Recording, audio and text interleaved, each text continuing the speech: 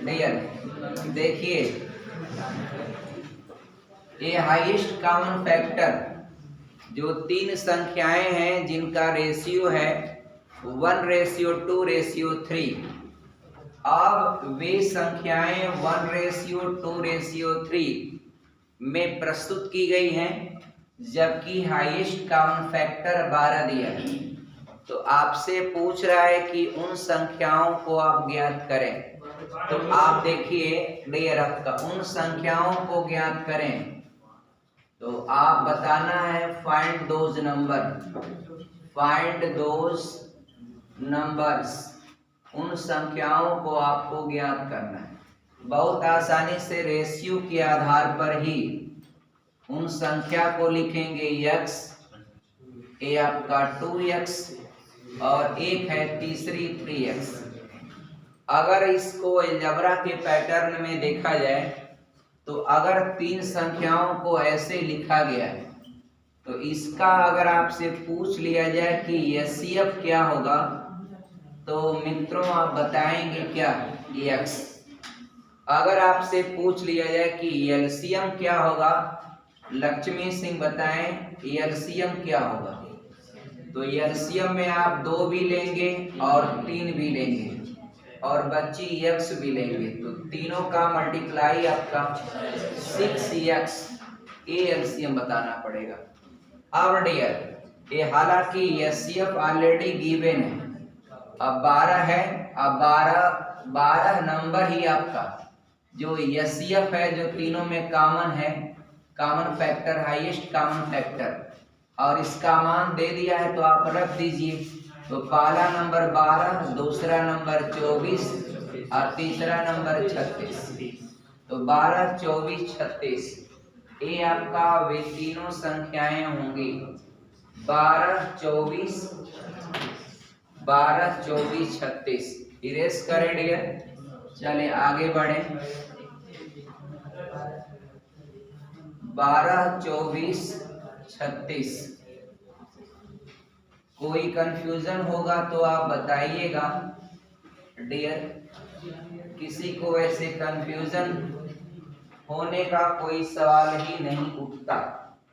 एक सवाल है डियर जिसको आपको बताना है। सवाल बहुत ही बढ़िया है, देखिए आप, लिखा हुआ है कि 1+, उम्मीद करता हूं आप सभी लोग इसको बता देंगे। इसके बाद बड़े कोष्टक में 1 और भागे है, 1 के बाद भागे, फिर मिडिल ब्रैकेट में है, देखिएगा मिडिल ब्रैकेट में 5 है और फिर दिया है डियर भागे आपका 4। भागे जो है ये आपका 4 है, भागे 4 है और -1 है, भागे 4 और -1 है, और 1 के बाद भागे 4 -1 और डियर फिर भागे दिया है। अब फिर भागे दे करके गलत नहीं होना चाहिए किसी भी बच्चे का। अब छोटा ब्रैकेट में लिख रहा है, क्या लिख रहा है डियर? 13/3, 13/3 यानी 13 और भागे 3 है। और डियर फिर आगे क्या है? 13/3 -1/3, -1/3। क्या आप लोगों से मैं अपेक्षा कर लूं इस सवाल के उत्तर की? अगर मैं आप लोगों से उत्तर की अपेक्षा करूं सही तो कोई आपका गलती नहीं ना? बताइए लक्ष्मी सिंह, इसको लगाइए तो डियर। पीछे वाले लोग बताएं। अब है, आप बताइए इस सवाल को within 1 minutes dear. Radha Yadav, tell me the answer of this question. Shipra Singh dear 2। अच्छा अंशिका आप बताइए 2।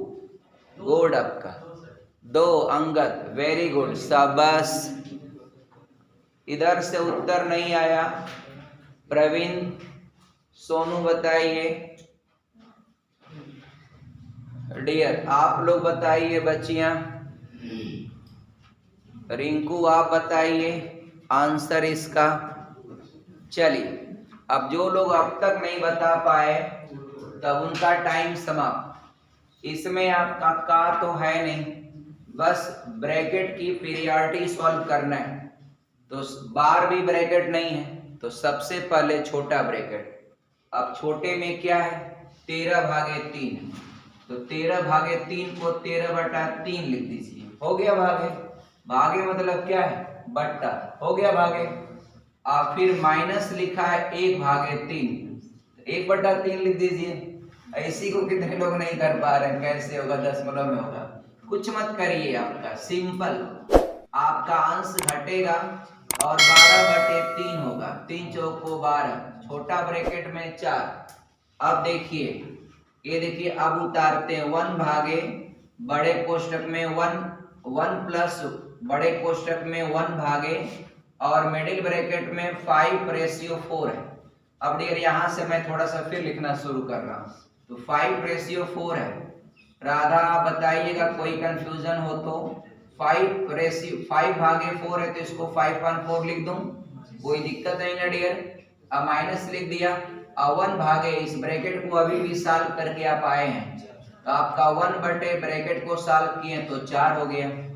और डियर यहाँ पर आप जो है मिडिल ब्रैकेट दे दीजिएगा और लास्ट में फिर बड़ा वाला। अब देखिए डियर, इसको आप सॉल्व कर लेंगे तो डियर 1 प्लस बड़े बॉक्स में 1 भागे, ये आपका 4/4 1 होगा, तो 1 में 1 से भाग देंगे तो 1 ही होगा। तो आपका 1 प्लस इस ब्रैकेट को बड़ा वाले को हल करेंगे तो भी 1 होगा। और 1 1 2, कितना आसान क्वेश्चन है।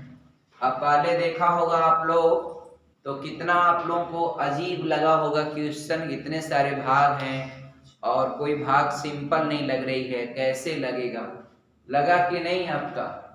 डियर पीछे वाले लोग बताएं, अरविंद कुमार, मिटा दूं सवाल को। चलिए आगे बढ़ते हैं। डियर न समझ में आया होगा तो आप बताइएगा, वैसे डियर अभ्यास करिए, ज्यादा ज्यादा क्वेश्चनों को आप घर पर लगाइए, अभ्यास के माध्यम से आप गणित को देखिए। कोई भी चीज है डियर, पढ़ाई जो है मेहनत की चीज है, आप जितना मेहनत करेंगे उतना आप आगे जाएंगे, और कुछ नहीं है आपका, simple do hard work get आपका एनीथिंग, कुछ भी आप प्राप्त कर लीजिए। एक सवाल है डियर, देखिएगा, परसेंटेज का क्वेश्चन कह रहा है कि किसी संख्या के 25% का 40%, लिख रहा है डियर, किसी संख्या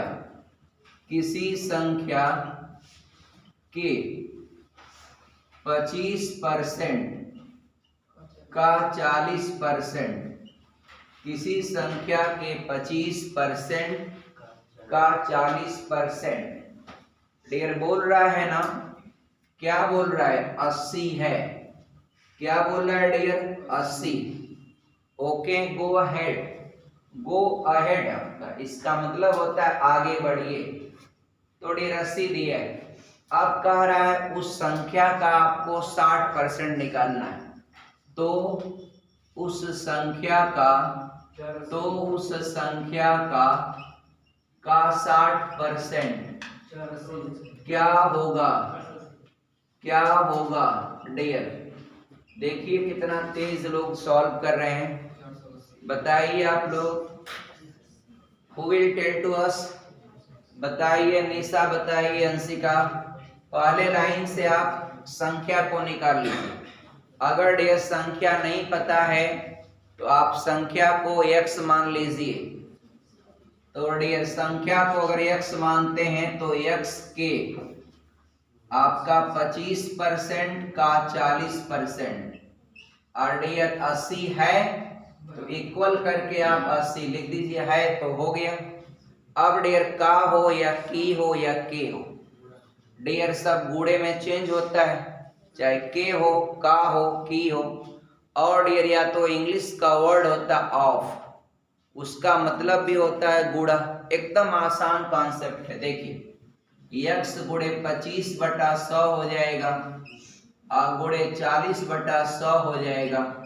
इधर डियर 80 है। एगो काम करिए, 25 चौक का 100, 4 दहा में 40, 0 से 0 काटा, सब खत्म। 10 से गुणा कर देंगे, x का मान हो जाएगा 800।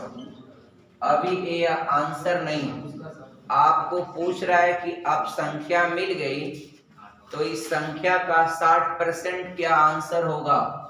तो विद इन 1 सेकेंड करिए, ये 800 का 60% क्या होगा। तो 800 गुणे ये आपका 60/100 हो जाएगा। 0 से काटा और 8 छाक 48 यानी 480। तो 480 जो है ना डियर, वह उस संख्या का 60% वैल्यू। कोई कंफ्यूजन डियर नहीं होगा। बहुत बढ़िया। आज आप लोग पिछले 2 क्लासों में खूब रिवीजन किया है, बहुत अच्छा। आप लोग उत्तर बताए होंगे आपका डियर। क्या पढ़ा आपने? हिंदी का अपोजिट नंबर और पर्यायवाची, उसको अंग्रेजी में कहते हैं सिनोनिम्स एंड एंटोनिम्स। एक खूब अभ्यास करके डियर आप लोग प्रैक्टिस कर जाइए, नोट्स बना जाइए। अपने नोट्स बनाइए। आप लोग नोट्स बनाएंगे अपोजिट वर्ड का और पर्यायवाची का, तो आप लोगों के वो शब्द खूब तैयार होगा। कोई भी लैंग्वेज जो होता है उसमें आपका सबसे मेन रोल होता है वोकैबुलरी का, यानी शब्दकोश का। शब्दकोश जितना बढ़िया तैयार होगा, पेपर अच्छा जाएगा। देखिए एक सवाल और लगाते हैं। एक क्वेश्चन है डियर। क्वेश्चन क्या है? राकेश ने 900 रुपया प्रति कुंतल की दर से गेहूं का, राकेश ने 900 रुपया प्रति कुंतल की दर से गेहूं की कुछ बोरियां खरीदी। कह रहा डियर राकेश ने 900 रुपया प्रति कुंतल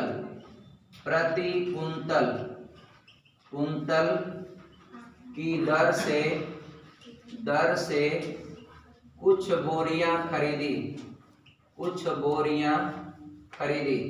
बात समझिएगा, खरीदी। और लिख रहा है उसमें से 20%, उसमें से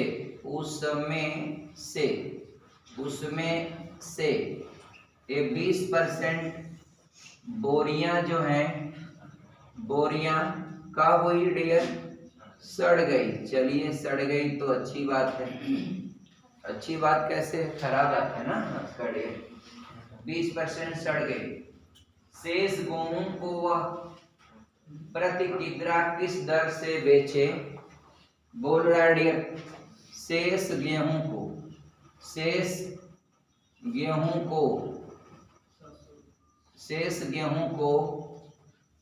वह किस दर से बेचे?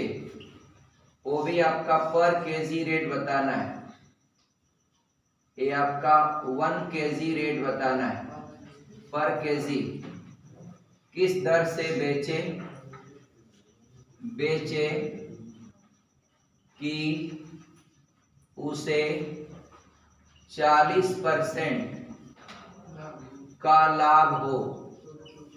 40% का लाभ हो। अब dear how can you solve this question? एकदम आसानी से करेंगे। एक काम कर लो बाबू, हाई जो बोरियां लिखा हुआ है ना, उसको आपका बोरी ना करके 20% गेहूं सड़ गया, इसको दिखा दो। और खाली आपका 100 किलो का ले लो। मान लो एक कुंतल का रेट है ना, तो आप 100 किलो का ले लो। 20% सड़ जाएगा तो 80 किलो गेहूं आपका बचा है। ओके। लेकिन ये बताइए 900 रुपए का मान लीजिए वह 100 किलो खरीदा है, तो योर सीपी शुड भी कितना हो जाएगा? 900 रुपया होगा कि नहीं होगा डियर? समझिए ध्यान से। अब 20% सड़ गया। अब डियर लेकिन आपको आप जो है you have aim to get a 40% profit, तो 40% प्रॉफिट पहले निकाल लीजिए। तो एसपी क्या होगा? फार्मूला होता है सीपी 100 प्लस लाभ परसेंट बटे 100। तो एसपी बराबर सीपी डियर 900 है और लाभ की दशा में जुड़ जाता है 100 में, 140 बटे 100 और डबल जीरो कैंसिल करिए, ये आपका 1260 रुपया में आपको बेचना है। लेकिन आपके पास गेहूं कितना है? 80 किलो। सड़ा तो बेचेंगे नहीं, तो बेकार हो गया, फेंक देंगे। तो 80 किलो है, पर केजी रेट से आइए ना, 80 से भाग दे दीजिए, सिंपल। ये आपका पर केजी रेट। पर केजी रेट अगर आपको लेना है 20% तो सड़ ही गया है, तो 1260 अब बटे हो जाएगा 80, 0 0 काटा और डियर 8 से काटेंगे, 8 एकम 8, 4 46, 8 पचे 40 और 8 सत्ते 56 और 8 पचे 40, बस हो गया। 15 रुपया 75 पैसा प्रति केजी के रेट से बचे हुए गेहूं को यदि आप बेचते हैं तो फिर डियर आपका फायदा कितना हो जाएगा? 40%। यद्यपि 20% गेहूं आपका सड़ चुका है, फिर भी सही है। राधा यादव आप बताइए इसका सीपी पर केजी रेट क्या होगा? सीपी पर केजी रेट क्या होगा? जब इसका 900 रुपया प्रति कुंतल दिया है डियर, तो 9 रुपया हो जाएगा। 9 रुपये का गेहूं खरीदा और 15 रुपया 75 पैसे के दर से बेचा, 40% का फायदा हुआ। क्यों फायदा हुआ है? फायदा और ज्यादा होता, लेकिन रीजन है कि 20% उसका जो गेहूं था वह सड़ गया है, तो इसलिए आपका लंबा प्रॉफिट पर वह बेच रहा है। देर आगे बढ़ रहे हैं, कोई कंफ्यूजन किसी भी छात्र को हो तो जरूर बताइएगा। अगला सवाल पीछे अंगद बताइए, कोई कंफ्यूजन? ज्ञान मिटा दूं आपका? चल मिटा दूं। अब डियर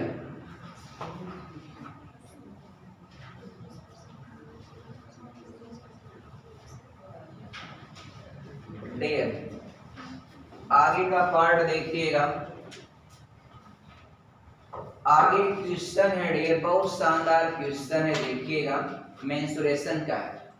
एक वृत्त तथा एक वर्ग के क्षेत्रफल समान है, एकदम खूब मन लगा के पढ़िएगा। एक वृत्त क्या है डियर? एक वृत्त तथा एक वर्ग के क्षेत्रफल समान है, तथा एक वर्ग के क्षेत्रफल क्या है डियर? समान है। चलिए, उम्मीद करता हूं आप लोग 100% इसको सही उत्तर देंगे। अब कह रहा वर्ग की एक भुजा, वर्ग की एक भुजा का वृत्त की त्रिज्या से क्या अनुपात होगा? यह वर्ग की एक भुजा से वृत्त की त्रिज्या का क्या अनुपात होगा? का क्या अनुपात होगा? अब डियर जानते हैं डियर, एक बात समझिएगा, वेरी इजी टू यू, आसानी समझिए। का कहा है डियर? कह रहा है ना कि ये वृत्त और वर्ग का, इन दोनों का क्षेत्रफल समान है। अब बताइए, ये वर्ग है और यह सर्किल है, दोनों की एरिया समान है। अब वर्ग की भुजा डियर आप, चलिए भुजा को आप ए मान लीजिए, आप वृत्त की त्रिज्या को आर मान लीजिए। तो वर्ग का क्षेत्रफल क्या हो जाएगा नीतू, ए स्क्वायर। और डियर आपका इसका क्या हो जाएगा, सर्किल की एरिया पाई आर स्क्वायर। शाबाश। आपको डियर टारगेट क्या है, आपको ये है कि वर्ग की एक भुजा पहले लिखा है, वृत्त की त्रिज्या को बाद में लिखा है।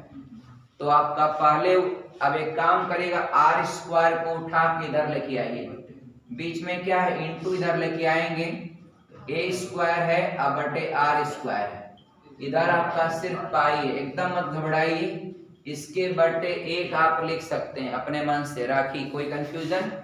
अब बच्ची आपके जो ऊपर नीचे वर्ग है इसको एक ही बार ए अपान आर लिख करके होल वर्ग कर सकते हैं ना मिस्टर साहनी, आपका हो गया। वर्ग आप हटाइएगा ये रूट में चला जाएगा, ए अपान आर का मान हो गया रूट पाई, और रूट में 1 लिखने से क्या फायदा हुआ, एक ही लिखिए।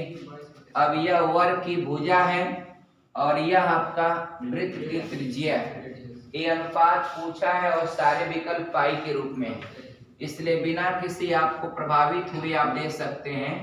ये आपका डियर यहाँ लिख दीजिए, आपका पाई करड़ी के अंदर पाई रेशियो आपका 1, दिस इज योर आपका answer, this is your answer. Answer will be the ratio between the side of square and the radius of circle. क्या हुआ मिस्टर गोरख प्रसाद, कोई कंफ्यूजन नहीं है? शाबाश, आगे बढ़ लिया जाए। डियर पूरे लोग एकदम बहुत फास्ट, हंसिका कोई कंफ्यूजन हो आप पूछ सकते हैं डियर। देखिए कितना साफ साफ लिखा है, एगो वृत्त है और एगो वर्ग है, दोनों का क्षेत्रफल एरिया क्या है, बराबर है डियर।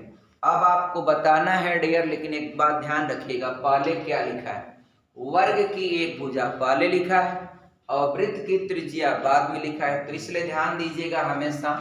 और यहाँ लिख रहा है वृत्त का और वर्ग का क्षेत्रफल, तो इसलिए हमने देखा इसी के अनुसार वर्ग को पहले लिख दिया और वृत्त को बाद में लिख करके, दोनों की एरिया समान है, तो वर्ग का क्षेत्रफल होता है भुजा का वर्ग, कर दिया साइड का स्क्वायर, और वृत्त का क्षेत्रफल होता है डियर पाई आर स्क्वायर, कर दिया डियर, आर स्क्वायर का इंटू उधर ट्रांसफर किया तो बट्टे हो गया, और ऊपर नीचे वर्ग है डियर, तो एक ही बार वर्ग लिख दीजिए, अब वर्गवा हटाइएगा एक कांडी में चला जाएगा, इधर सिर्फ पाई था बटे एक तो लिख ही सकते हैं आप, और डियर एक को कांडी में डालने से क्या फायदा, कोई फायदा नहीं हुआ, एक ही होगा, तो एक लिखा इसको कांडी में रख दिया और वही रेशियो दे दिया, तो रेशियो आपका आ गया। कोई confusion dear? If any student unable to understood आपका Priyanka Yadav, you can report to us, बताइएगा,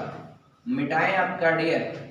चलिए आगे बढ़े, अगला क्वेश्चन देखिएगा डियर, मेहनत आप लोग कर रहे होंगे ऐसा हम उम्मीद कर रहे हैं, लेकिन आज जो है जिस तरह से आप सभी लोग मेले में चले गए हैं ज्यादा संख्या में, तो डियर चलिए मेला भी जरूरी है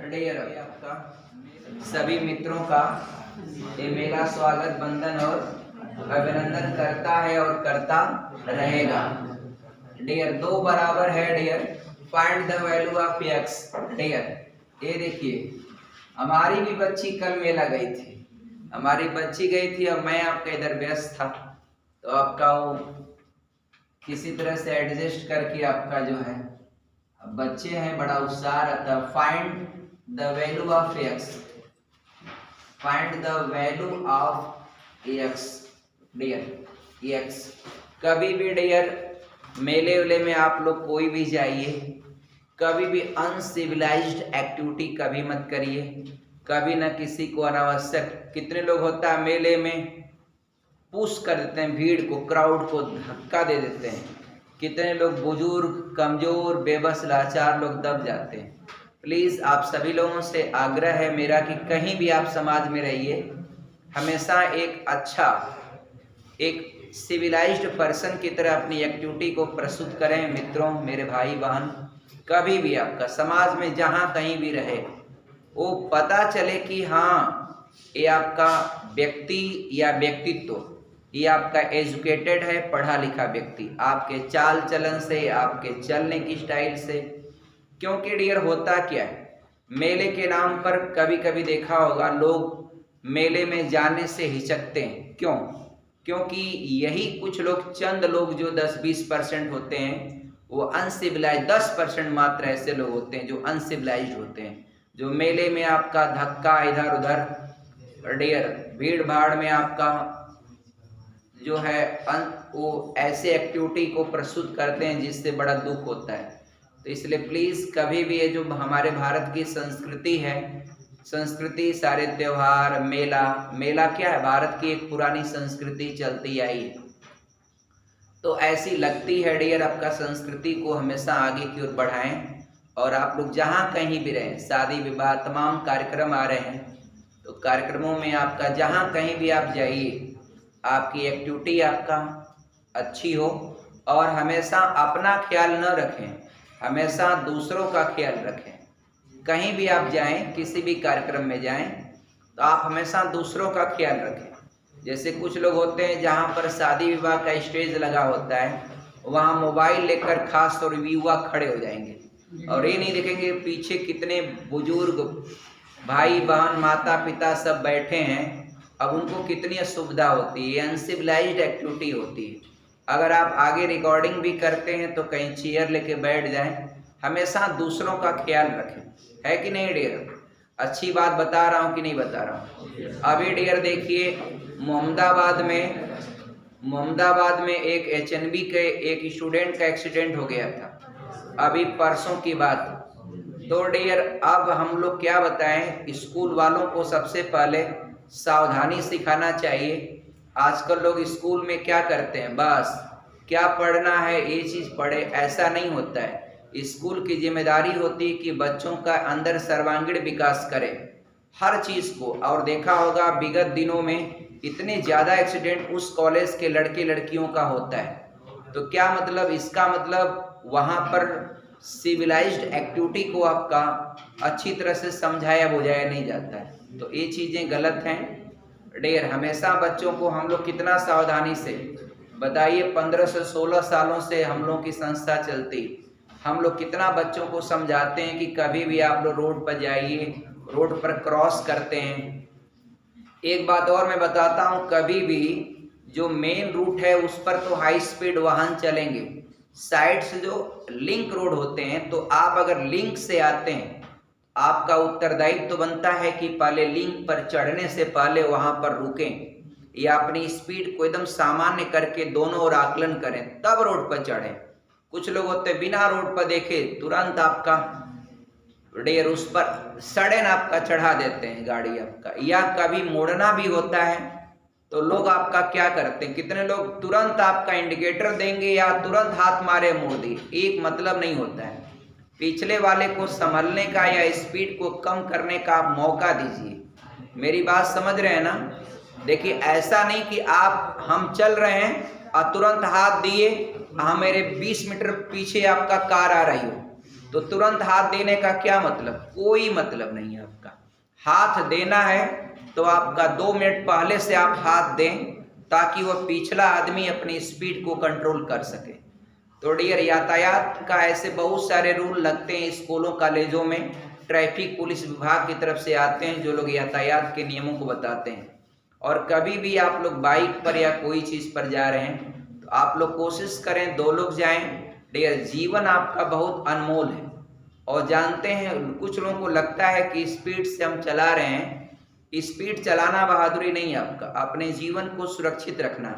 और जीवन में एक गलती ऐसी होती, एक बार सिर्फ मिस्टेक हो जाएगी तो पूरी लाइफ समाप्त हो जाती है डियर। इसलिए जीवन बहुत अनमोल है। आप हमेशा रोड पर चलें, सावधानी से चलें, अनावश्यक आपका ओवरटेक न करें बिना आपका जरूरी का। और बाइक की स्पीड हमेशा आपका 40 या बिलो 40 रखें। आपका बाइक को कंट्रोल किया जा सकता है, 40 से एबव जब बाइक जाती है तो आपका अनकंट्रोल हो जाती है। तो विगत दिनों में इतना भारत में एक्सीडेंट होता है, आप लोग देखते होंगे। तो मेरी बात को गंभीरता से लीजिए। साइकिल वाले थोड़ा ये भी ध्यान रखिए कि एक्सीडेंट साइकिल वालों का भी होता है, तो आप ध्यान रखिए कभी भी साइकिल चला रहे हैं तो हमेशा जो है पेयरिंग में चलने की कोई कोशिश ना करें। और डियर आपका कभी भी जैसे किसी एक्सप्रेसवे पर जा रहे हैं या किसी हाईवे रोड पर जा रहे हैं तो तुरंत आप सीधे जिस लेन में चल रहे हैं उसी में चलें। आपका अचानक आप 2 हाथ इधर 1 मीटर इधर दब जाएंगे तो पीछे वाला इतनी हाई स्पीड से होता है कि वो आपको बचा नहीं पाता है। इसलिए कभी भी आपका अपना ख्याल रखें, जीवन बहुत कीमती है। डियर आपका अगले क्वेश्चन की ओर चलें, जरा देखिएगा। दिया है dear x plus dear 2 equal to आपका x प्लस 1 बटे अब dear x equal to 2 equal to x plus 1 बटे ये आपका 1 प्लस दिया डियर और दिया है 1 plus 1 upon 3 plus 1 upon 4। Dear don't talk to each other without any. Dear आपको इसमें इस क्वेश्चन में आपको x का मान देना है। अब एकदम सवाल बहुत आसान है डियर, इसको आप हल करिए और इसको हल करने के बाद 2 में से घटा दीजिए, बस यही तो करना है। इसको कैसे हल करेंगे मित्रों? डियर आपका नीचे से हल करिए। क्या होगा डियर? 4 तिहाई 12 1 13 बटे 4 और वह जब उल्टेगा डियर ये आपका देखिए 4 तिहाई यानी 4 3 12 और 1 13 बटे 4 यानी 13 बटे 4 ये उल्टेगा तो 4 बटे 13 हो जाएगा। अब यहाँ लिख दें आपका ये 4 बटे 13। अब इसको अगर आप हल करेंगे डियर तो 13 1 कम 13 4 17 बटे 13। अब ये उलट जाएगा तो 13 बटे 17 हो जाएगा। हो गया डियर। अब एक अंतिम छोटा सा काम है, सलोनी कोई कंफ्यूजन हो पूछिएगा। अब खूब ऐसे ही 1 महीना आप लोग डियर आपका पूरा छुट्टी कर लेते हैं। इसको ट्रांसफर करिए तो डियर इसलिए x की वैल्यू हो जाएगी, इसको इधर ट्रांसफर करेंगे तो 2 माइनस 13 बटे 17 ये आपका डियर हो जाएगा 17 दुना के 34 माइनस 13 21 बटे 17। This is the value of x। या इसको वैसे लिखना चाहेंगे तो आपका 17 एकम 17 एक बार गया 4 बचा तो आपका ऐसे कर लीजिए 1 सही 4 बटे 17 भी हो सकता है डियर आपका। कोई कंफ्यूजन नहीं है डियर, कोई कंफ्यूजन नहीं। एक और सवाल है जो हम बताना चाहते हैं, मेंसुरेशन का है, लंबवृत्तीय शंकु वाला सवाल है। देखिए क्या होता है डियर, बहुत सारी चीजें हैं लेकिन अब थोड़ा सा रिवीजन इधर तेजी से करा दें ताकि आपका अधिक से अधिक हर क्राइटेरिया पर आपको पूरा एक फोकस हो जाए ताकि कोई भी सवाल आए एग्जाम में आप लगा सकें डियर। देखिएगा एक सवाल है, बहुत बढ़िया क्वेश्चन है डियर। क्या सवाल दिया है? एक लंबवृत्तीय शंकु के आधार का व्यास 4 सेमी। लंबवृत्तीय शंकु डियर कह रहा है एक लंबवृत्तीय शंकु, एक लंब वृत्तीय शंकु, लंबवृत्तीय शंकु, लंबवृत्तीय शंकु दिया। एक लंबवृत्तीय शंकु, लंबवृत्तीय शंकु के आधार का व्यास, लंबवृत्तीय शंकु के आधार का व्यास, आधार का जो व्यास है वह दिया है डियर 4 सेमी। चलिए 4 सेमी व्यास अगर 4 सेमी है तो यह त्रिज्या आपका 2 होता है क्योंकि diameter is the doublet of radius, यानी रेडियस का डबलेट होता है, डबल होता है डायमीटर। अब डियर आगे दिया है तथा उसकी ऊंचाई 2 करड़ी में 3 सेमी है, तथा उसकी ऊंचाई, तथा उसकी ऊंचाई जो दिया है 2 करड़ी में 3 सेमी है। ऊंचाई 2 करड़ी में 3 सेमी है। ऊंचाई क्या है? 2 करड़ी में 3 सेमी है। अब कह रहा डियर शंकु की तिर्यक ऊंचाई ज्ञात करें। शंकु की तिर्यक ऊंचाई ज्ञात करें। तिर्यक ऊंचाई ज्ञात करें। तिर्यक ऊंचाई ज्ञात करें। डियर ए निकालना है, तिर्यक ऊंचाई ज्ञात करें। एक बात समझिएगा डियर, एकदम आसानी से लगाएंगे। कैसे लगाएंगे बच्ची? पहली बात कि इसको आप लोग कैसे, आपका शंकु होता क्या है? कभी बर्थडे मनाए हैं आप लोग अपना? तो बर्थडे वाली जो टोपी होती है या होली पर कभी आपका, वही आपका होता है डियर शंकु। यही आपका शंक्वाकार, शंकु का आकार ऐसा ही होता है, इसी को बोलते हैं शंक्वाकार। इसको अंग्रेजी में बोलते हैं कोन। क्या बोलते हैं इंद्रेश कुमार? कोन। डेर बात समझ रहे हैं ना आप लोग? डेर एक कोन है। अब कोन में ये आपका डियर क्या है? सीधी ऊंचाई। इसको ऊंचाई है लेकिन डियर एच सीधी ऊंचाई है। ये आपका आधार का व्यास है, तो हाई जो यहाँ से ये आपका त्रिज्या हो जाएगा, और हाई जो ट्रेपर है वह तिरछी ऊंचाई है। और तिरछी ऊंचाई को डिनोटेड बाई यल, यानी यल से प्रदर्शित किया जाता है। कोई कंफ्यूजन ज्ञानचंद? डेयर सोनू बताइए, विवेक कोई कंफ्यूजन नहीं ना? आगे बढ़े, पीछे वाले लोग बताइएगा कोई कंफ्यूजन हो। शंकु से आपका परिचय होगा पहले से। वास्तव में मैं बताऊं आपको, यह 10th क्लास के सिलेबस में रहता है शंकु, और कंपटीशन में तो हर जगह आपका कंपटीशन में अगर आप एरिया या वॉल्यूम के क्वेश्चन कर रहे हैं तो किसका करेंगे सवाल? या तो घन का होगा, या तो घनाभ का होगा, या तो वृत्त का होगा, या तो आपका सर्किल का होगा, या तो स्फीयर का पूरा होगा, गोला का होगा, या तो जो भी हो। और उसके अलावा क्या होता है? एक बेलनाकार, कोई सिलिंड्रिकल। तो सिलेंडर वाला जो होता है डियर, गाँव में गेहूं के रखने वाली जो डेहरी आती है न टीन की, वह कैसा? बेलन के आकार की होती है, उसी को बोलते हैं बेलनाकार। और डियर आपका कोन जो होता है वह टोपी वाला बता दिए, कोन या शंकु। इतना ही है बस आपका। और कोई भी क्वेश्चन आपका आए, कैसा भी क्वेश्चन हो आपका, सबके फार्मूले आपको पता होने चाहिए। अब शंकु का फार्मूला ही नहीं पता होगा तो क्या लगाएंगे? अब हम सानी से एक सवाल पूछ लेते हैं। देखिए लड़का बहुत तेज है, अब बहुत मेहनत से पढ़ता है। सानी आप बताइए कि शंकु के आयतन और बेलन के आयतन में क्या संबंध होता है? हाँ शाबाश, देखिए बता दी।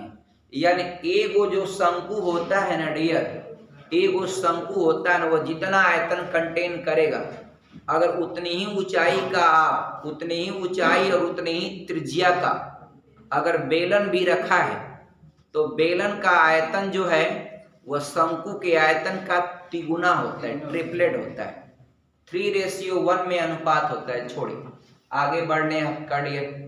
तो डियर इसको लगाना है, इसमें कुछ है ही नहीं, क्योंकि सिंपल यह आपका 90 डिग्री बनाएगा तो हाई यल जो हो जाएगा वह कर्ण हो जाएगा। तो संपूर्ण त्रिभुज में आप पाइथागोरस थ्योरम लगा लीजिएगा। अब इसका व्यास का त्रिज्या जो व्यास दिया है 4, तो रेडियस हो जाएगा 2, और आपका ये जो ऊंचाई दिया है, अब देखिए ऊंचाई कहेंगे तो ये नहीं लिखेगा कि सीधी ऊंचाई, बस ऊंचाई लिखा है, आप उसको सीधी ऊंचाई ही मानेंगे। लेकिन तिर्यक ऊंचाई जब भी उसको लिखना होगा तो वह लिखेगा, अगर नहीं लिखेगा तो उसको तिर्यक ऊंचाई आप नहीं मान सकते। तिर्यक ऊंचाई को अंग्रेजी में स्लैंट हाइट बोलते हैं। तिर्यक ऊंचाई स्लैंट हाइट। जैसे पहाड़ पर चढ़ते हैं ना, तो पहाड़ पर जो रास्ते से चढ़ते हैं वह तिर्यक ऊंचाई होती है। अब किसी पहाड़ पर सीधा चढ़ना होगा, चढ़ पाएंगे नहीं, वो वैसे तभी चढ़ सकते हैं जब लिफ्ट लगी हो। क्या लगी हो? लिफ्ट। तो डियर आगे बढ़ रहे हम लोग। रेडियस हो गया 2, और डियर सीधी ऊंचाई आल्सो गिवन। अब डियर इसका फार्मूला है सिंपल, लिख देते हैं h = 2√3। इसमें बस यही होता है तिर्यक ऊंचाई बराबर एक करनी में h का स्क्वायर प्लस r स्क्वायर, बस इतना ही तो सॉल्व करना। अब जितना फास्ट आप करना चाहें कर लें डियर। यल का मान हो जाएगा, एग्जाम में जाइएगा डियर तो तैयारी आप करके जाएंगे ना। एक बात और मेरा ध्यान रखिएगा, कोई भी एग्जाम में आप जा रहे हैं, टेट में जा रहे हैं, एसएससी में जा रहे हैं, कहीं भी जा रहे हैं आप हमेशा अपना सिलेबस देख जाइए कि पूरा सिलेबस हम कवर कर चुके हैं या नहीं। तो आपको एक एक चीजें आपको हर पूरे सिलेबस के अनुसार कंप्लीट आपको पढ़ा होना चाहिए। पढ़ के आप जाइए डियर, कोई समस्या आपको नहीं होगी। हम लोग आपका पूरा सिलेबस वाइज ही आपका पूरा डीप पढ़ा रहे हैं, हर चीज आपका, कोई कंटेंट छोड़ेंगे नहीं। बशर्ते आपका देखा होगा आपने रेगुलरिटी कितनी मिली, रेगुलरिटी बीच बीच में कितनी बार पानी बरसात हुआ तो कभी ऐसे हुआ, और डियर इसके बावजूद हम लोग कितना रेगुलरिटी के साथ पढ़ाते हैं। मन से पढ़ाते हैं कि नहीं पढ़ाते हैं मित्रों? हम लोग मन से पढ़ाते हैं कि नहीं? आप लोग जरा आकलन करके बताएं, मन से पढ़ाते हैं ना? देखिए अभी शर्मा सर पढ़ा के गए हैं 2 घंटा, खूब जम के उन्होंने हिंदी का 2 कंटेंट पढ़ाया। अब यार एक बात और बता दूं, कंपटीशन में आप जाइए तो ये ना समझिए कि हिंदी का ये बहुत आसान है, यार छोड़ो वाह क्या है, पर्यायवाची आएगा और कर लेंगे। गलत बात, पर्यायवाची को पूरा एक एक करके बाबू पढ़ो, ऐसा पूछ देगा कि वो गलत हो जाएगा। इसलिए जब तक पढ़ोगे नहीं, एसएससी में भी आपको क्वेश्चन आएगा, पर्यायवाची से भी आएगा, विलोम से भी आएगा, हिंदी का सेम वही होता है। हिंदी में क्या होता है, एसएससी हो, टेट हो, प्राइमरी हो, जूनियर हो, सब वही हिंदी का टोटल आपका व्याकरण होता है। आप पूरा पढ़ डालिए, कुछ पुस्तकों के नाम भी याद कर लीजिए, पुस्तकों के नाम सर ने लिखवाया होगा, उसके अलावा भी आप लोग जितना कंटेंट कहीं से जुटा सकें उसको नोट करके याद करें आप।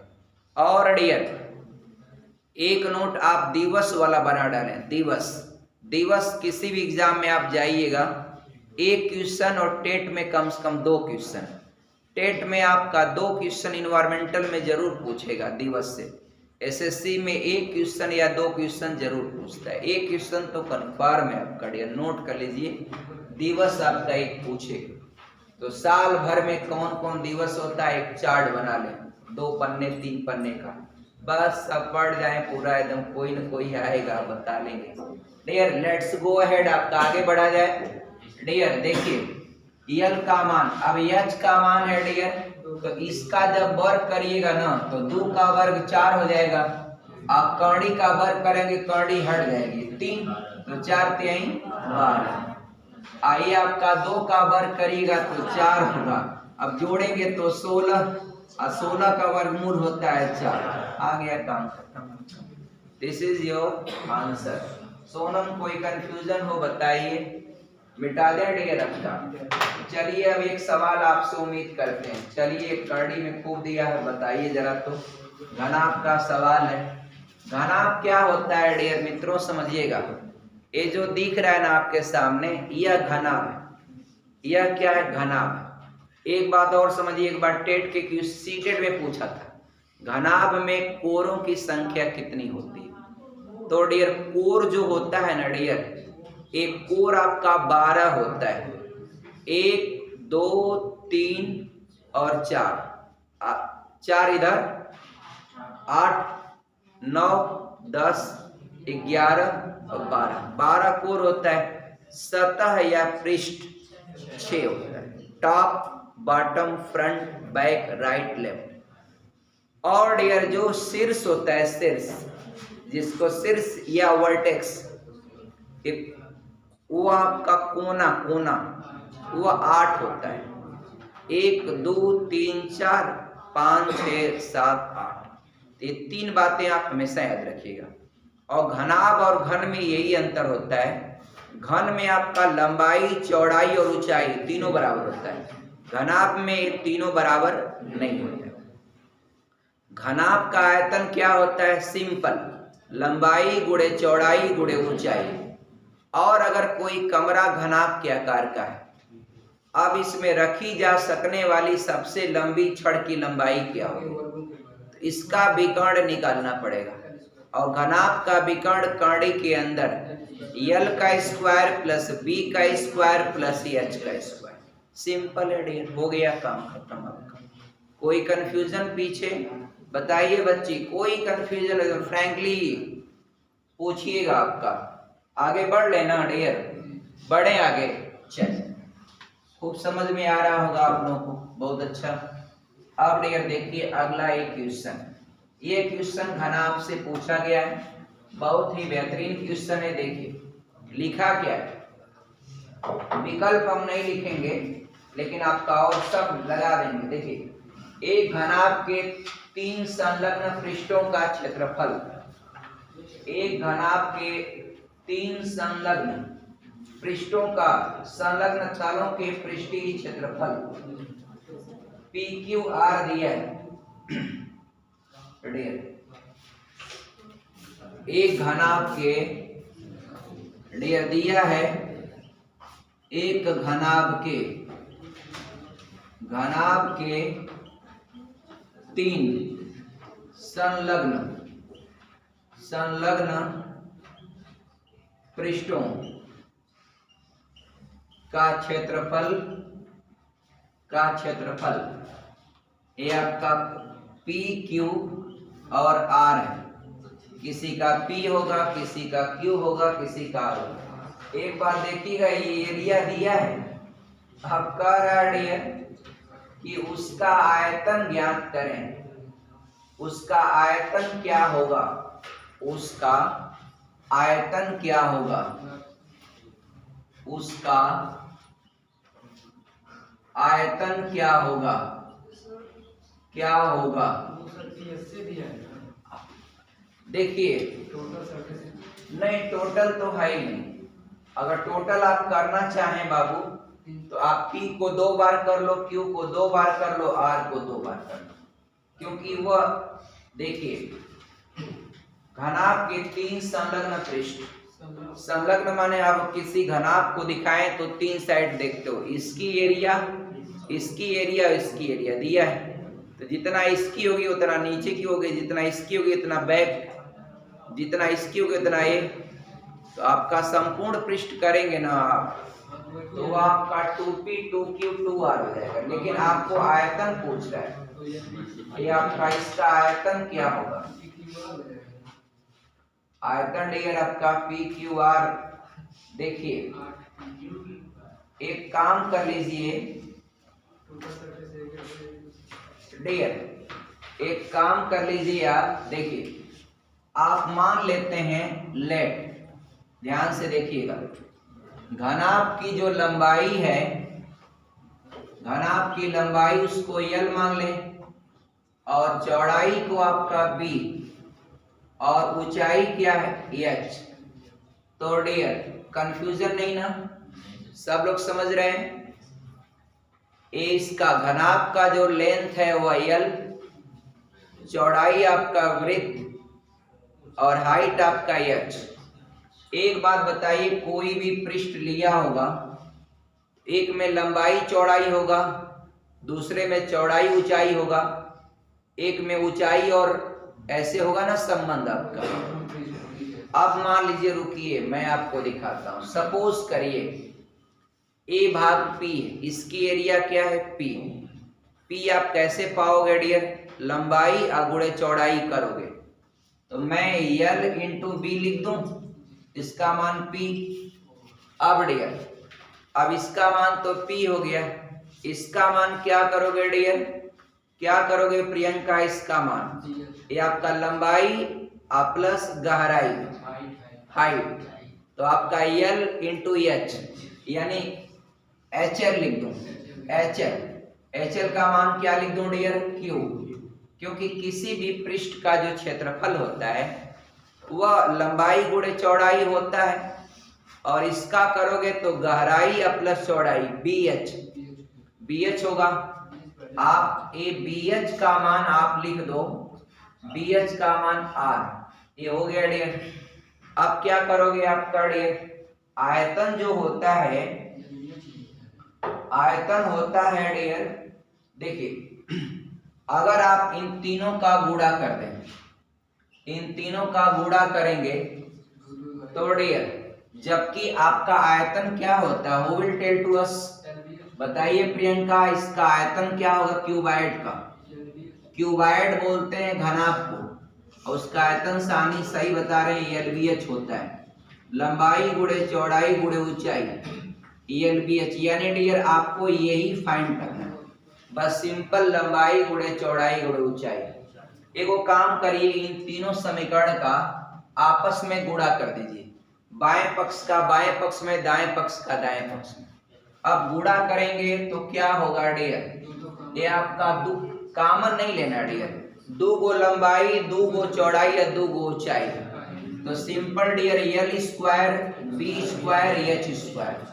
इधर तो आपका सिर्फ PQR ही होगा सिंगल। अब वर्ग एक ही बार लगा लो डियर, LBH वर्ग एक ही बार लगाओ, अब आपका ये हो जाएगा PQR। ये वर्ग आप रिप्लेस करोगे तो वो करनी में चला जाएगा, इसलिए हो जाएगा डियर ये आपका LBH का मान एक करनी में डाल दो, और यही तो हमको चाहिए था। ये आपका हमको क्या चाहिए, लंबाई गुणे चौड़ाई गुणे ऊंचाई, और यही होता है क्या डियर, आयतन होता है। क्या होता है, आयतन। हो गया काम फाइनल आपका। ऐसा घुमा के दिया था क्वेश्चन डियर। PQR तो बहु देखते हैं, सब मान करनी में दिया था। हाँ, ये आपका ऐसे ही दिया है करनी के अंदर PQR, रूट के अंदर PQR। डियर बताइएगा आप लोग, पीछे कोई समझने में दिक्कत नहीं ना? अंगद, अभय, चौबे, बताइए कोई कंफ्यूजन किसी को भी? आज कोई व्रत भी है, एकादशी। अच्छा, इसीलिए काफी लोग जो है इसमें, जो लोग आपका बहू के रूप में हैं वो लोग आपका आज एब्सेंट, वो लोग भी हैं पूरा आपका। एकादशी आपका ये क्या होता है? अच्छा, गन्ना इसीलिए बिक रही थी रोडवेज पर, मैं देखा गोविंद, हाँ उधर की जो गन्ना थी 2-3 गाड़ी सब गिराए।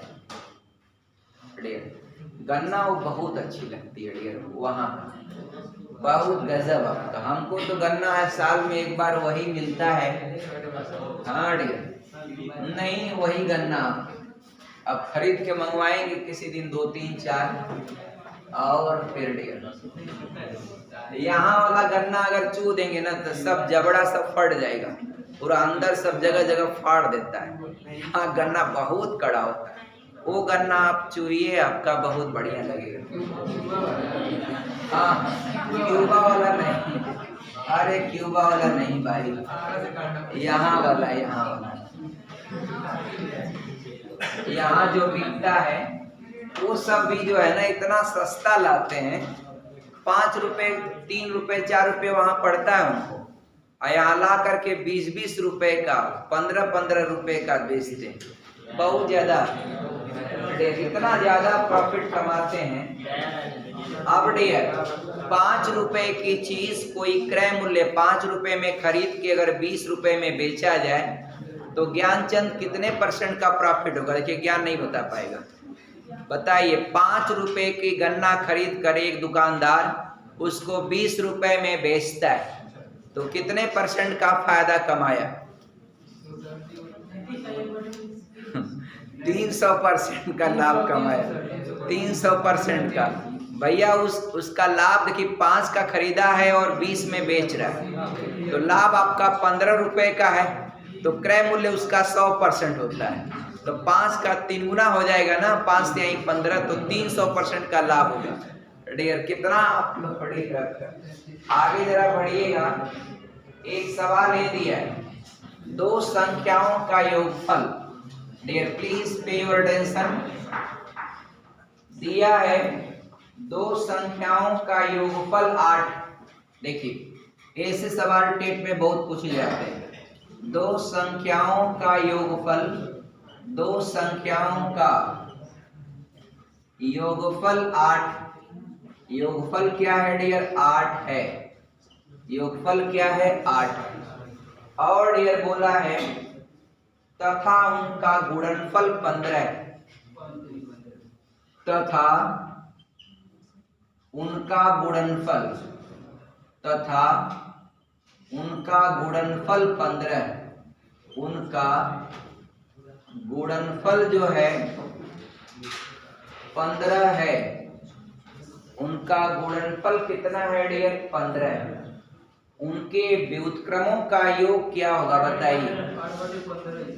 उनके व्युत्क्रमों का योग क्या होगा? व्युत्क्रमों का योग क्या होगा? योग क्या होगा ये बताना है। अब डियर एकदम सिंपल काम करेंगे। आप संख्या मानिए, एक ए और दूसरी बी। लेट मान लिया संख्या जो है डियर एक ए है और दूसरी आपका बी। अब डियर जरा समझिएगा, एकदम आराम से इसको लगा लीजिए। देखिए, दो संख्याओं का योगफल दिया है, इसका मतलब a प्लस बी का मान दिया है 8, उनका गुणनफल 15 दिया है, इसका मतलब a गुणे b ऐसे ही लिख दीजिए, इसका मान 15 है। और किसी भी संख्या का जो व्युत्क्रम होता है रेसिप्रोकल, वह 1/x का रेसिप्रोकल 1/x। कोई भी y का रेसिप्रोकल यानी व्युत्क्रमानुपात या व्युत्क्रम वह 1/a हो जाएगा, वह नंबर। अब डियर a का व्युत्क्रम 1/a, b का व्युत्क्रम 1/b। आपको इसी का मान पूछ रहा है, क्या करेंगे डियर? ये देखिए, हर का एलसीएम ले लेंगे, हो गया। अब b बन जा b और a बन जा a, इनका आपस में मल्टीप्लाई। तो इसको आप चाहें तो a प्लस बी भी लिख सकते हैं, बटे नीचे a भी है तो a प्लस बी है। इट मीन्स क्या हो गया डियर? योगफल आपको दिया है और गुणनफल आपका नीचे। ऐसे सवालों को याद कर लेते हैं बच्चे कि आपका हुआ योगफल और बटे गुणनफल, इसको दिमाग में ही लगा लेते हैं। बटे करेंगे तो ऊपर योगफल बन रहा है, नीचे गुणनफल बन रहा है, और आज दोनों तो दिया है, उठा के रख दिया। विद इन 1 सेकेंड आप आंसर ले लेंगे इसका। एगो बात समझिए डियर, एगो सवाल दिया है, बड़ा बेहतरीन क्वेश्चन है। देखिए डियर, यह ट्रिग्नोमेट्री का सवाल दे दिया है, ट्रिग्नोमेट्री का सवाल है और डियर इसको मिटा दूं। चलिए डियर आगे देखिएगा, एकदम आसान है, कोई बहुत कठिन नहीं है, very easy for you dear. देखिए, एक बात आप लोग ध्यान से समझिएगा डियर, ये sine theta, sine square theta plus cos square theta, इसका मान 1 होता है। कुछ लोग कह रहे हैं कि कैसे होता है सर, बात समझ में नहीं आ रही। तो बात नहीं समझ में आ रही तो डियर आप घबराइएगा मत। देखिए, ये आपका एक समकोण त्रिभुज आपने बना दिया, 90 तो 90 के सामने का एक कर्ण हो जाएगा, कर्ण को हाइपोटेन्यूज कहते हैं एच, और जो लंब होता है उसको परपेंडिकुलर कहते हैं। इसको थोड़ा सीधी लाइन बना दे ऐसे, और यह आपका आधार जो होता है बेस। अब बताइएगा हमको साफ साफ कि साइन थीटा क्या होता है। तो एक आपका इसका ट्रिक है, एक आपका लाल बटे कक्का भी है, ये आपका लाल बटे कक्का के ए, एक और है पंडित बद्री प्रसाद हरि हरि बोल, हरि हरि बोल। तो वह हिंदी मीडियम वाला है, हाई सीबीएसई बोर्ड वाला है। अच्छा, तो डियर P/H करेंगे तो ये साइन का होता है, साइन यानी perpendicular upon hypotenuse, base upon hypotenuse ये आपका कॉस होता है, और परपेंडिकुलर अपॉन बेस ये आपका tan होता है। सब बस डियर। हिंदी वाला देखिए, ल से लंब क से कर्ण ये आपका साइन होता है, अ से आधार क से कर्ण कॉस होता है, ल से लंब अ से आधार ये आपका tan होता है। एक नया फुल फॉर्म आया होगा जैम का, जैम का JAM, चलिए नहीं बताएंगे, पॉलिटिकल चीज है। आगे बढ़े आपका डियर, आगे बढ़े, लड़के कुछ समझ रहे होंगे जैम का। अब डियर आगे बढ़े, देखें इसको डियर। अब डियर देखिए, अभी हम जीएस में चलेंगे तो बताएंगे sine square theta plus cos square theta, इसका मान 1 कैसे होता है। तो बहुत सिंपल डियर, साइन थीटा बराबर होता है लंब बटे कर्ण यानी परपेंडिकुलर अपॉन हाइपोटेन्यूज, वर्ग है तो p का स्क्वायर बटे h का स्क्वायर, आकाश का लेंगे तब भी आपका आधार बटे कर्ण यानी बेस अपॉन हाइपोटेन्यूज। तो जब ये वर्ग है तो ये भी वर्ग हो जाएगा बेस अपॉन हाइपोटेन्यूज का वर्ग। एक सीधी सी बात देखिए, जब आधार समान है तो अंश को जोड़ देंगे, तो p का स्क्वायर प्लस b का स्क्वायर, ये ऊपर हो जाएगा नीचे h का स्क्वायर। अब ऊपर आपका p का स्क्वायर प्लस b का स्क्वायर बटे नीचे h स्क्वायर। अब ऊपर है परपेंडिकुलर का वर्ग प्लस बेस का वर्ग। अब आप बता दीजिए कि लंब का वर्ग और आधार का वर्ग का योग आपका कर्ण के वर्ग के बराबर होता है। बस वहां पर ऊपर लिख दीजिए h स्क्वायर, नीचे h स्क्वायर है ही है, कट जाएगा तो क्या हो जाएगा a, इसीलिए फार्मूला होता है। अब इससे आपका दो फार्मूले बनते हैं जो हमेशा बहुत स्टैंडर्ड फार्मूला होता है ट्रिग्नोमेट्री का, इसको आप हमेशा याद रखिएगा। और आपको इसका मान अगर निकालना है, इसको उधर लेके जाएंगे तो आपका साइन स्क्वायर थीटा, ये उसको उधर लेके जाएंगे तो 1 माइनस कॉस स्क्वायर थीटा होता है। मान लीजिए भी एक फार्मूला कह सकते हैं, लेकिन यदि आप इसका वर्ग हटाएंगे तो ये रूट में चला जाएगा, तो साइन थीटा बराबर लिख सकते हैं कर्णी के अंदर 1 माइनस कॉस स्क्वायर थीटा, ये हो जाएगा। दूसरा है आपकी मान ली कॉस को रहने दीजिए, साइन को उधर लेके जाइए तो आपका कॉस स्क्वायर थीटा हो जाएगा 1 माइनस साइन स्क्वायर थीटा। अब ये वर्ग हटाएंगे तो कॉस थीटा बराबर हो जाएगा कर्णी में 1 माइनस साइन स्क्वायर थीटा। हुआ कि नहीं डियर? ये बॉक्स में बंद कर दीजिए इसको। समझ में आया बच्ची ना? कोई कंफ्यूजन नहीं ना? त्रिकोणमिति आपका जितना आप ढूंढ करके पढ़ेंगे इसके सवालों को खूब जबरदस्त, उतना आपका तैयार हो जाएगा, छोड़ देंगे सब खत्म। तो डियर कोई भी चीज जो है, पढ़ाई जो है ना आपका, आपके प्रैक्टिस और अध्ययनरत हमेशा बने रहेंगे, तभी आपका कल्याण है। और कभी भी आपका पढ़ाई में एकदम आप बने रहे, पढ़ाई में बने रहेंगे। हाँ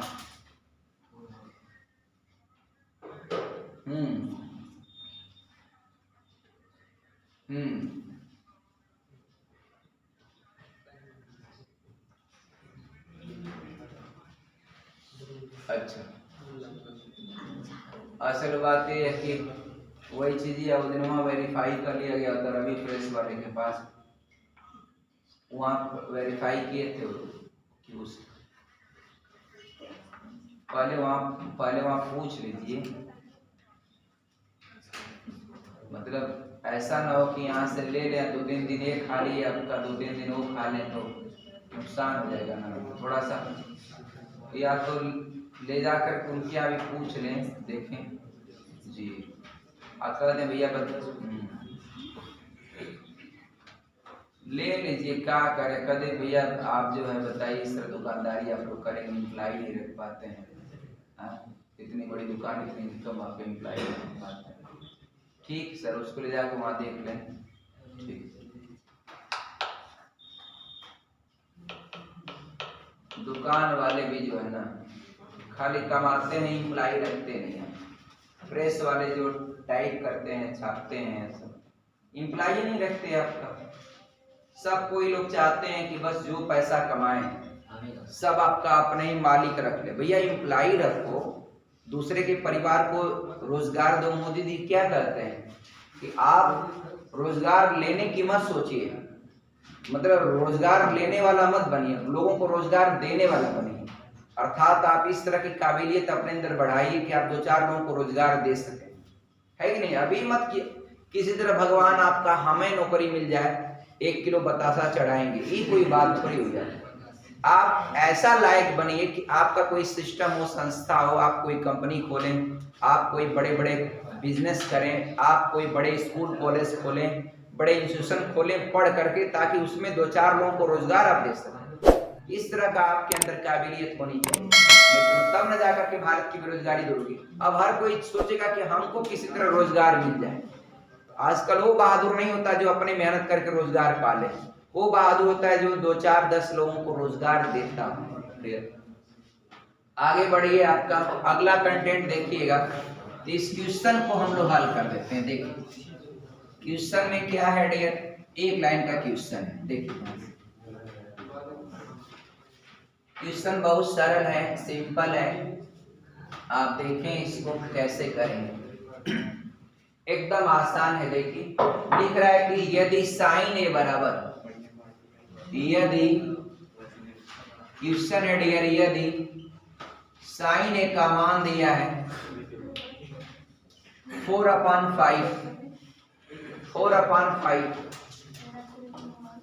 ए हो, तो आपका cos ए का मान बताइए। तो cos ए का मान आपको ज्ञात करना है।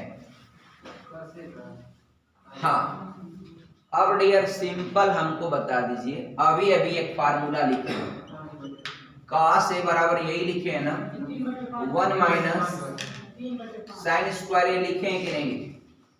लिखे हैं आप लोग, यही फार्मूला लिखे हैं ना, इसी में रख दीजिए तब भी हो जाएगा। कड़ी में गए आप 1 माइनस, ये तो साइन ए है, अगर वर्ग करेंगे तो 4 चौका 16 और 5 25, 25 से कम 25 माइनस 16, यानी कड़ी में 9/25, 9/25 होगा। अब दोनों का स्क्वायर रूट निकाल कर बाहर कर दीजिए, तो 3/5। ये क्या हो गया, cos ए का मान। जैसे चाहिए वैसे, बहुत सारे तरीके हैं इसको लगाने का डियर। तो मैथ में डियर आज के क्लास में बस इतना ही रहने देते हैं। एक क्वेश्चन और आइए कर ही लेते हैं डियर, वो मिक्सचर का है, आइए तुरंत करते हैं। विद इन 1 मिनट समय नहीं दे पा रहे हैं आपको नोट करने का डियर। आप वीडियो अपलोड होगा, आप देख लीजिएगा, नोट कर लीजिएगा, लगा लीजिएगा। एक सवाल दिया है, कांसे में तांबे और जस्ते का अनुपात दिया है। कांसे में, कांसा होता है एक मिश्र धातु का नाम, तो कह रहा कांसे में क्या दिया गया, तांबे और जस्ते का अनुपात, यानी तांबे और जस्ते का अनुपात डियर दिया है 13/7।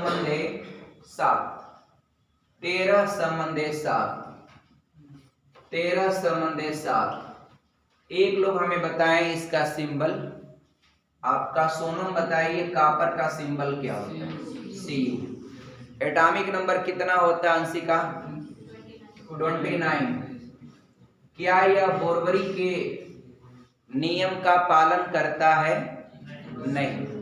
यह बोरबरी के नियम का, बोरबरी का जो इलेक्ट्रॉनिक विन्यास का रूल होता है उसका यह एक्सेप्शन, अपवाद है। यह आपका ए भी फॉलो नहीं करता है, क्रोमियम भी फॉलो नहीं करता है, कैडमियम भी फॉलो नहीं करता है, सिल्वर भी नहीं करता है। सिल्वर का एटॉमिक नंबर कितना होता है? रिंकू बताइए, प्रतिमा बताइए, सिल्वर का एटॉमिक नंबर बोलिए। हाँ चांदी का कितना होता है? शिप्रा सिंह 47। गुड, आपका 47 ही होता है, चांदी का 47 होता है। अब डियर चलिए आपका गोरख बताइए जस्ते का सिंबल क्या होता है? हाँ Zn होता है, Zn होता है। अब Zn का एटॉमिक नंबर क्या होता है? 30 होता है। अब 30 है डियर, कोई बताए हमें आपका यह किस ब्लॉक का एलिमेंट है? नीतू बताइए, जिंक किस ब्लॉक का एलिमेंट है?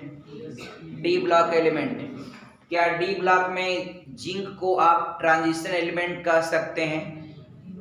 रुकिए, 2 बातें पूछ लो, बच्चियां हमारे यहाँ बहुत तेज है डियर। एक आपका मैं दे रहा हूँ जिंक Zn, और एक दे रहा हूँ मरकरी Hg।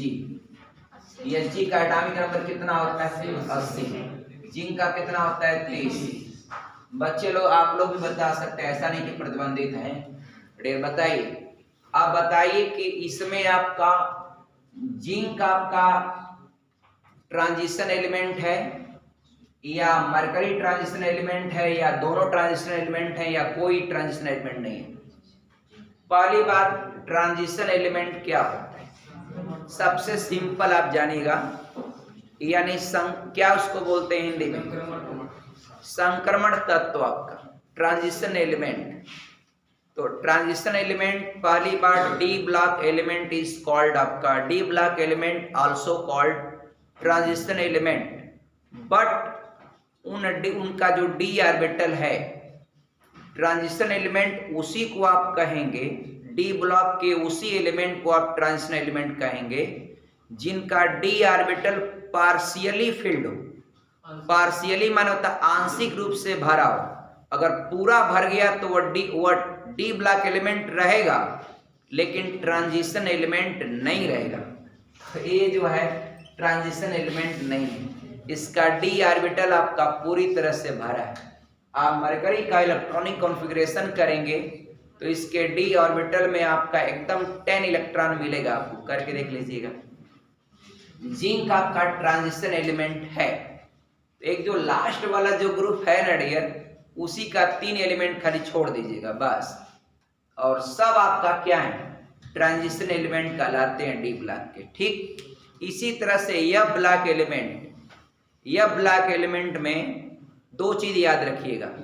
पहले तो यह ब्लॉक एलिमेंट जो है, यह ब्लॉक एलिमेंट दो ही सीरीज में पढ़ी जाती है, एक 4f सीरीज होती है और एक 5f सीरीज होती है। एक लैंथेनाइड श्रेणी होता है, दूसरा एक्टिनाइड श्रेणी होता है। अब डियर एक बात और ध्यान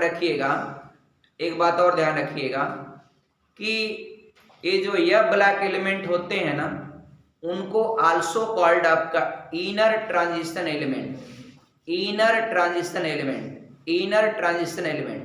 यानी आंतरिक संक्रमण तत्व। यह ब्लॉक एलिमेंट को आंतरिक संक्रमण तत्व कहते हैं, लेकिन उन्हीं को कहेंगे जिनका यह ऑर्बिटल पार्शियली फिल्ड होगा। पार्शियली मतलब क्या हुआ डियर?